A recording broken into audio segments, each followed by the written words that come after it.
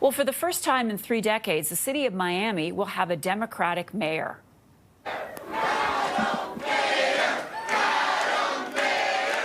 Former County Commissioner Eileen Higgins won the runoff election with 59% of the vote, defeating her Republican competitor, Emilio Gonzalez, who had been endorsed by President Trump.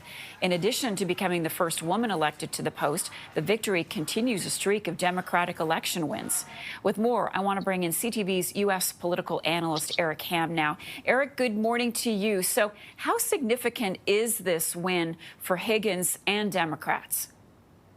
This is huge because not only did we see Democrats actually claw back the mayoral race in Miami after having been out of power for 30 years, but also in Georgia last night, there was a special election for a state house seat where, again, Democrats actually flipped that seat in a Republican stronghold that also was won by Donald Trump. So what we have continued to see from the many off-year elections, once again, is how the president's party is now beginning to lose much of their power. And we're seeing a swing anywhere from 12 to 14 points already in this year's elections. And it's also a harbinger of what's potentially to come for the president and Republicans next year, particularly as we continue to see an economy that continues to reel. And many Americans are deeply concerned. And what we're seeing right now is many people, even many within Donald Trump's own party, are seeing a no confidence vote for this president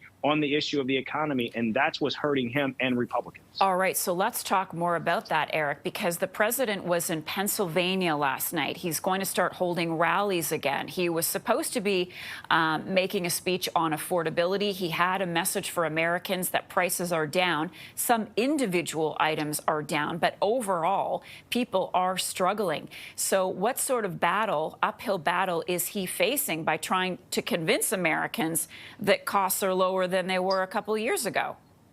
You know, it's ironic because what actually killed Biden's presidency, it looks like it's the same thing that is killing Trump's, and that many people thought that Joe Biden was out of touch because as we continue to see the rise of inflation post-COVID, that was really beginning to hurt many people in the pocketbooks because we're beginning to see prices rise. And as the president continued to talk about how the economy was doing great, many of those rank and file American consumers just didn't feel that. And that's what's happening here with Donald Trump. He continues to talk about how great the economy is, how prices are down, and this is the best economy ever.